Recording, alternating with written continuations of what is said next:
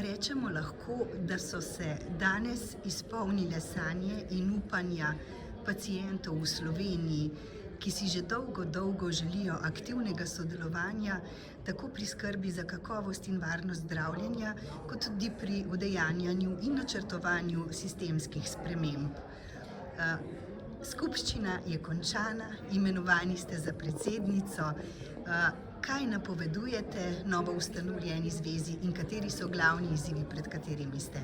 Ja, novo ustanovljena zveza je ustanovljena zato, da se sliši glas pacientov.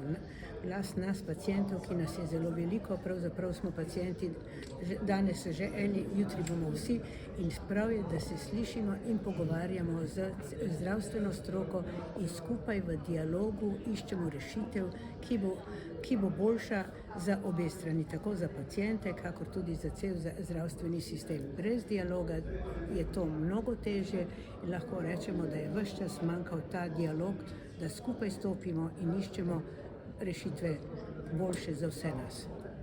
Zastopanost različnih društev, organizacij, združenj pacientov je že zdaj na samem začetku velika, vendar se širitev obeta tudi vnaprej. Koliko vas je trenutno? Ja, v zvezi nas je nekaj čez 20, seveda je še veliko drugih društev, ki se bojo pridružila in so že izrazila željo. Ta zveza je nastala, moram reči, nekako na hitro. Tudi druge po svetu se že ustanavljajo take zveze in se vidi, da so tudi druge imeli potrebe, da se glas pacientov sliši in da tudi pacienti spregovorimo v imenu vseh, in kot zveza bomo sigurno močnejši in glasnejši. Ker jaz lahko rečem kot iz spominčice, iz našega društva, da imamo veliko kontaktov z ministrstvom, tudi zdravniško zbornico, ampak še vedno premalo. V zvezi nas bo več in bomo lažje našli sogovornike. In tudi lahko rečem, da vidimo, da je tudi na strani zdravstvene stroke velika želja po tem sodelovanju. Pa imate morda že sogovornike tudi na Ministrstvu za zdravje z novo ekipo?